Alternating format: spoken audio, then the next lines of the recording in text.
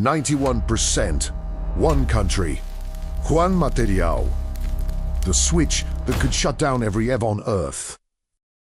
We talk about the electric vehicle transition as a clean break from fossil fuels. But dig into the supply chain and you hit heavy industry. Specifically, you hit a single choke point. Today, China controls 91% of processed battery-grade graphite. Graphite is the hidden engine of the electric vehicle. That ordinary carbon material filling the tip of your pencil is the required anode for every lithium-ion battery mass-produced on Earth. Without it, the clean energy transition stops entirely. To understand why, look at this cross-section of a battery anode in action. When you charge a battery, lithium ions travel across the cell and slot neatly between flat, hexagonal layers of carbon. This is a process called intercalation. Graphite's layered structure is perfectly designed to absorb and release those ions thousands of times without breaking down. It is highly conductive, physically stable, and relatively cheap to acquire. No other commercial-scale material does this as reliably. The industry hasn't found a replacement since Sony rolled out the first commercial lithium-ion batteries for their camcorders back in 1991.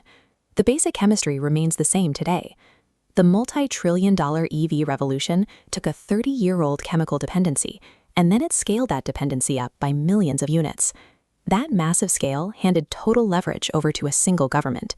In October 2022, the Biden administration rolled out sweeping export controls. They restricted advanced semiconductors and manufacturing equipment from reaching Chinese tech firms. Washington made it clear that trade policy was now a strategic weapon. Beijing responded by targeting the raw materials underneath the high-tech industries the West dominates. They shifted the focus from the finished chips to the essential minerals required to build them. On October 20, 2023, China's Ministry of Commerce announced export licensing requirements for battery-grade graphite. It was a quiet, bureaucratic shift that many Western analysts missed. This graphic illustrates how the licensing system functions. It operates as an adjustable gate. Chinese officials can demand end-user documentation, delay approvals, or dial down the flow entirely. It forces foreign buyers to hoard supplies and sign premium contracts out of pure uncertainty. Because Western battery manufacturers operate on 12 to 18-month inventory cycles, an approval slowdown doesn't trigger an immediate crisis. The squeeze is structural. It becomes acute only when those buffer stocks eventually run dry. Beijing has installed a switch. Simply having this bureaucratic mechanism in place turns an ordinary, everyday supply chain into a structural weapon that can be activated at any time. Look at this global map. There are rich, unmined graphite deposits all over Canada, the United States, Norway, and Tanzania. The instinctive solution to a supply choke point is to simply dig up our own ore. But pulling rocks out of the dirt is the easy part. The trap exists in the processing layer. To turn raw ore into an EV anode, you have to purify it to exactly 99.95% carbon. That requires hydrofluoric acid, a highly toxic chemical capable of penetrating skin and destroying bone tissue.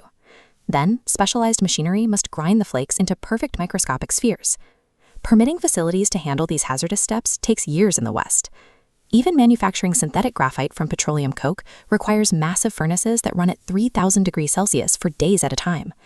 Chinese producers do this cheaply by tapping into a coal-powered electrical grid. Compare that built-in advantage to the rest of the world. The most advanced non-Chinese graphite project in Quebec will cover roughly 5 to 8% of projected North American demand at full capacity. Geopolitical willpower cannot instantly replicate 30 years of specialized institutional knowledge and fully permitted hazardous infrastructure. This chart details global market share for refining critical minerals. Graphite follows a deliberate, recognizable pattern. China controls about 85% of rare earth processing. It tied a $7,500 EV tax credit to a strict requirement. Automakers had to source battery components domestically or from allied nations. There is a massive physical hole in that legislation. Today, there are no commercial non-Chinese graphite anode facilities operating at scale. Because automakers can't buy what doesn't exist, the U.S. Treasury has been repeatedly forced to issue compliance waivers, so companies can keep selling cars. Right now, Western policy is running 5 to 7 years ahead of physical reality. Laws alone cannot mandate an independent supply chain into existence overnight. So how does a structural dependency of this magnitude actually play out over the next 10 years? The most optimistic outcome is managed decoupling. Over 10 to 15 years, sustained Western investment forces new refining projects into commercial operation. China's market share gradually drops to around 50%. Then there is the Taiwan Shock.